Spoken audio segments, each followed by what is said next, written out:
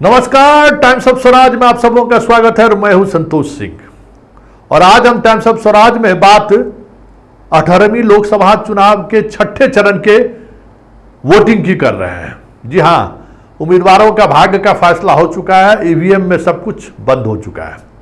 फिर भी अपने अपने तरीके से लोग अटकलें भी लगाते हैं और अपने तरीके से वोटिंग पैटर्न को समझने की कोशिश भी करते हैं।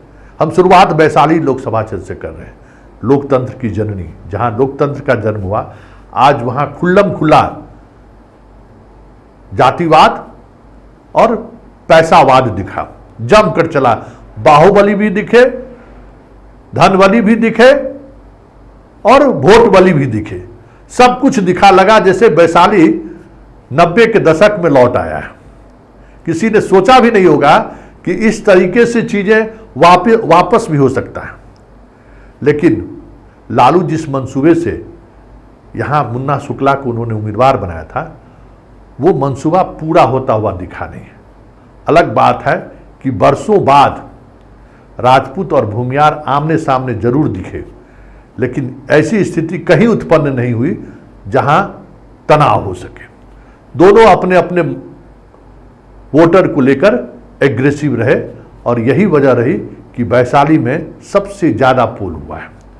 अभी जिन 8 लोकसभा क्षेत्र में चुनाव हुआ उसमें सबसे ज्यादा पोलिंग वैशाली में ही हुआ है।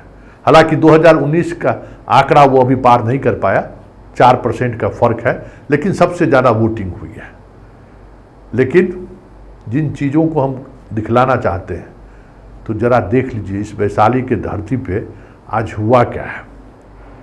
ये जो आप लंबी कतारें महिलाओं की देख रही हैं ना, हर मतदान केंद्र पर 70% महिलाएं तो 30% पुरुष दिखाई दे रहा था। और हमें अभी तक जितने कंस्टिट्यूएंसीज में जाने का मुझे मौका मिला है, वैशाली जैसा एग्रेशन महिला वोटर में मैंने कहीं नहीं देखा। जबरदस्त उत्साह, इतना उत्साह, वजह क्या है पता नहीं, वो तो ईवीएम में बंद हो चुका है। क्योंकि वजह पता करने की अगर बात करें तो इंडिकेटर तो यही कहता है कि जहां महिलाएं बाहर निकली हैं वहां मोदी और नीतीश को पर वोटों की बारिश हुई है। अभी तक तो यही देखने को मिला है। लेकिन वैशाली में जो चीजें देखने को मिली वो कुछ अलग इस अंदाज में नहीं लगा कि जातीय गोलबंदी पूरी तौर पर जरूर दिखी।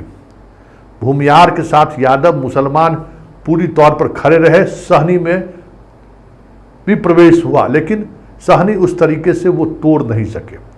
सहनी में डिवीजन हुआ, कुछ भूमियारों में भी डिवीजन हुआ। मुसलमान उनके साथ जरूर खड़े रहे, लेकिन मुसलमान के मतदाताओं में भी बीना देवी सेंधमारी करते हुए कई जगह हमें दिखाई दिया। क्योंकि उम्मीदवार रामविलास पासवान चिराग का था, इसलिए बीजेपी वाला कह सकते हैं कि एग्रेशन मुसलमान वोटरों में नहीं दिखा। वहाँ खास करके कांटी के इलाके में कुछ चीज़ें जो हमें दिखाई दी वो थोड़ा अलग कुछ किस्म का था, जो कहीं न कहीं बीना देवी के लिए थोड़ी राहत की खबर है। कुशवाहा और कुर्मी की बात करें तो यहाँ हमें कुर्मी में भी वो एग्रेशन नहीं दिखा जो खगड़िया और समस्तीपुर में हमें दिखाई दिया था, उजियारपुर में दिखाई दिया था।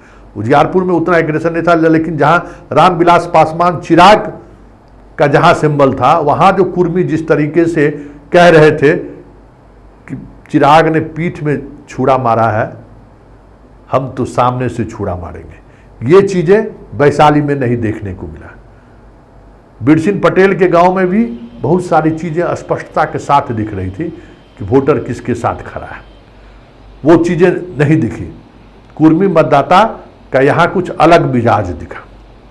लेकिन इन सब मिजाजों से इतर जो सबसे महत्वपूर्ण चीज़ है, ये महिलाओं का बाहर निकलना और जिस एग्रेशन के साथ महिला बाहर निकली है।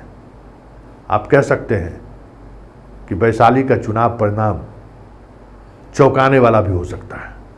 चौंकाने वाला हम इस सेंस में नहीं कर रहे हैं, चौंकाने वाले की बात हम इस सेंस में कर रहे हैं कि हार जीत का फैसला बड़ा हो सकता है। ये जो लोग कह रहे हैं कि 25,000 50,000 से हार जीत का फैसला होगा, ये जो महिलाओं का जो लंबी कतार आप देख रहे हो ना, अगर जिसके भी पक्ष में गया, क्योंकि जातीय समीकरण में दोनों उम्मीदवार बराबरी पर है, जाति की बात करें तो दोनों उम्मीदवार बराबरी पर है, लेकिन ये जो महिलाओं का जो स्विंग है ना, ये स्विंग अगर जिसके साथ जाएगा लाख से ज़्यादा वोट से जीतेगा, याद रखिएगा।